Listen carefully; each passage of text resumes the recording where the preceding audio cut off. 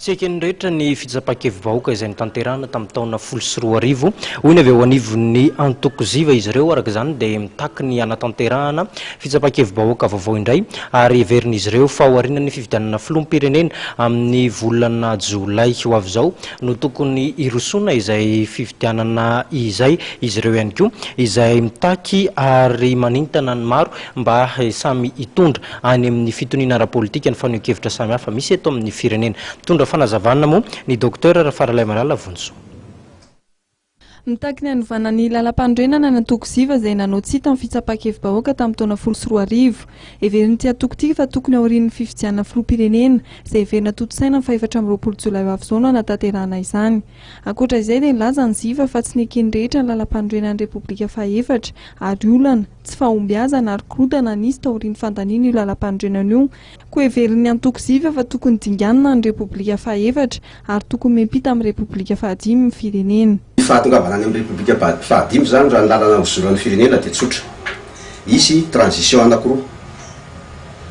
Transition voalohany miala amin'izao korotana izao makeo amin'ny famiraha-pahefana amin'ny filohan'ny Repoblika izay voafidy amin'ny 4 Jolay.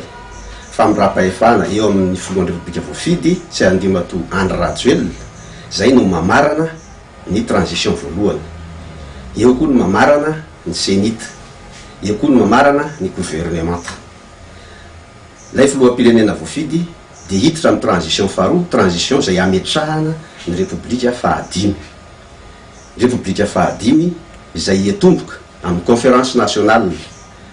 Conférence nationale iresahana ny momba ny zavatra maro eto amin'izao firenena izao. Eo ny fahasalamana, eo ny fampianarana, eo ny alatromby, eo ny alatra taolapaty, eo ny fanolanana vehivavy miaraka amin'ny famonoana. Zany rehetra zany dia tokony angalana ny hevitry ny vahoaka aloha hoe inona ny atao, inona ny sazy ampiarina amoahan'ny vahoaka zany rehetrarehetra zany. Dia eo koa no ametrahana ilay vinavinana lalam-panorenana izay ananganana ny Repoblika fahadimy. Lalam-pandrenana izay mametraka filoham-pirenena matanjaka no heverin'ny antoko ZIVA tokony apetraka ahafana entona manarina amin'ny firenena ary ny tsy miankina ny tokony hifehy fiariana raha toe-karena ary tsy tokony hidiran'ny fanjakana mihitsy ary manoana ny tokony hampandraisana anjara ny vahoaka rehetra amin'ny lafiny rehetra ny antoko ZIVA.